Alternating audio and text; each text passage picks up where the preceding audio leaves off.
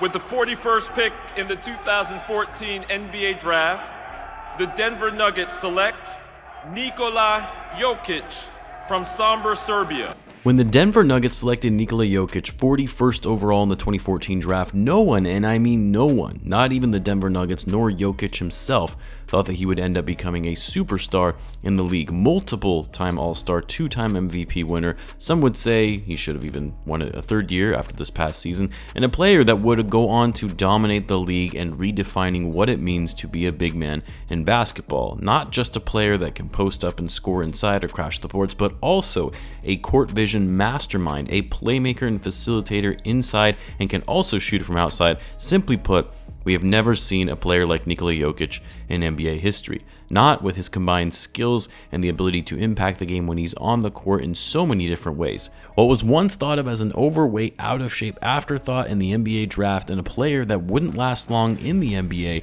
with his limited speed, athleticism, and footwork immediately started turning heads in his rookie year and was ultimately selected first-team All-Rookie.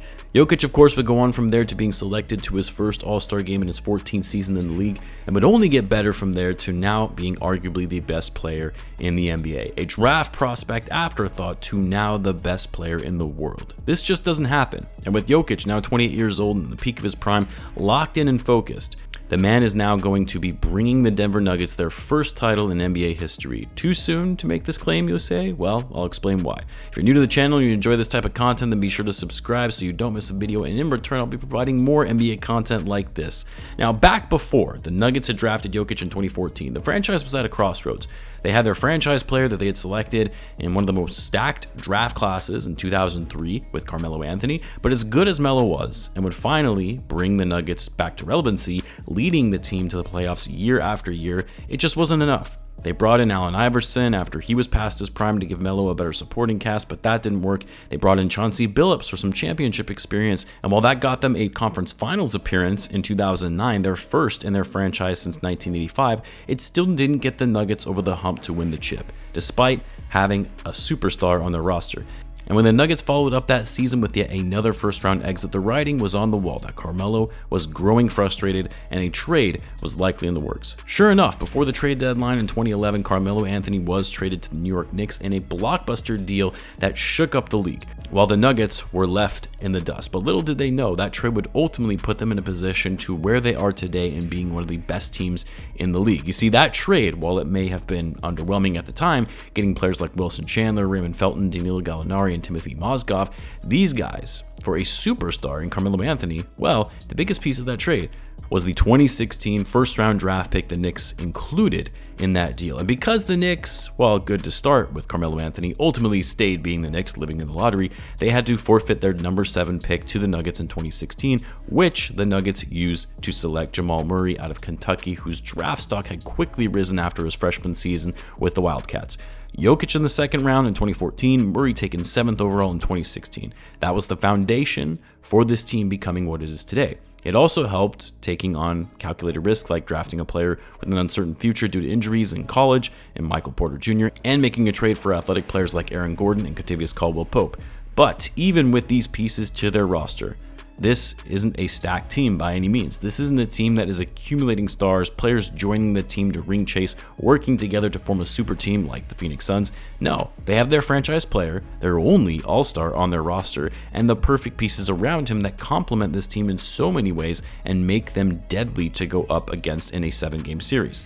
Now, there have been some out there saying this team is hard to cover and talk about because they're boring, the players, the team, it's nothing interesting to write about as a journalist, say compared to a team like the Lakers, Suns, the Celtics, and this simply couldn't be further from the truth. You see, what makes the Nuggets so good and stand out from other super teams around the league, they play some of the best team basketball I've ever seen since back in the Spurs dynasty days. Very few egos, very little hero ball, the team chemistry is rock solid, the guys get it. Everyone on the roster knows their role, they know how to get the most out of each other's skills, and they execute it to perfection. Ball movement, player movement, few isolation plays, the passing, the pace and transition. This team is the embodiment of what smart basketball should look like. Shot selection is on point. The Nuggets, in an era where three-point shooting is king, they don't take many threes. They actually finish 25th in the NBA in threes attempted, but finish 4th in the league in three-point percentage. They pick and choose their shots wisely, and it's why they finished the season with the best field goal percentage in the NBA at slightly above 50%, the only team to shoot better than 50% from the field on the season. This, combined with being the second best passing team in the league, spreading the floor, moving the ball around, both inside and outside, results in good looks at the hoop and higher percentage shots. If that's a boring basketball team, a team that executes and plays for each other to ensure they get the win, a team that hustles on both ends of the floor, runs plays, moves quickly in transition, that's a boring team and not worth covering. Yes, it's a small market, a team that has never won a title and in fact, never been to the NBA Finals until now, but for a team that plays as well together as the Nuggets, that shouldn't matter. So while some will say this team is boring, the run they're having right now is a fluke, they're not going to get past the Miami Heat for the championship, consider this for a moment. This isn't always the case, but generally speaking, the team with the best player in a given series wins the series. Again, not always the case. And while Jimmy Butler has been playing out of his mind and said himself he's stupidly locked in, Jokic is just on another level and has been just as locked in these playoffs, if not more, than Jimmy Butler. Yes, I know the Boston Celtics are making a run in the comeback against the Miami Heat. Obviously, there is the possibility that they could win the Eastern Conference Finals, but there's no doubt in my mind the Miami Heat are still going to ultimately beat the Celtics and go to the championship round. Keep in mind though, Jokic led the entire NBA this season in win shares, box plus minus both on offense and defense, win shares per 48, and led the league in true shooting percentage. And he doesn't just lead the league in those categories, he has it by a wide margin. The value he brings to the court and his on-court, off-court numbers compared to that of Jimmy Butler are next to none.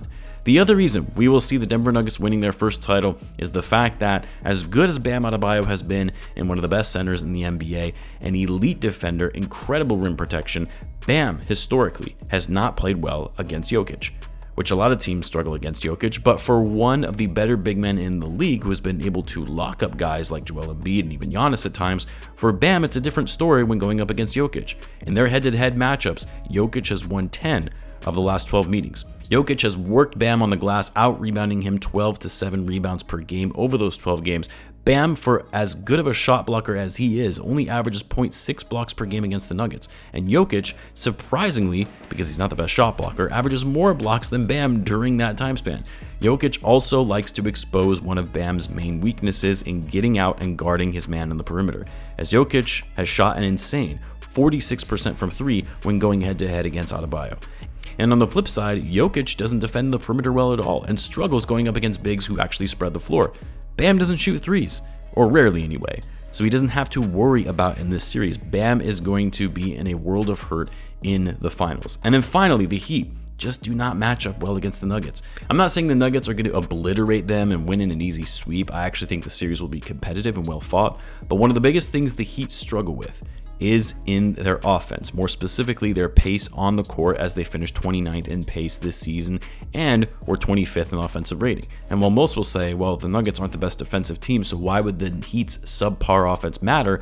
Well, it matters in the sense that the Nuggets, where they thrive, even though their defense is average, but where they thrive on defense is working in the half court. Keeping up and defending well in transition is something Nuggets struggle with. But teams that play more half-court offense and heavy isolation, like the Heat, they capitalize on.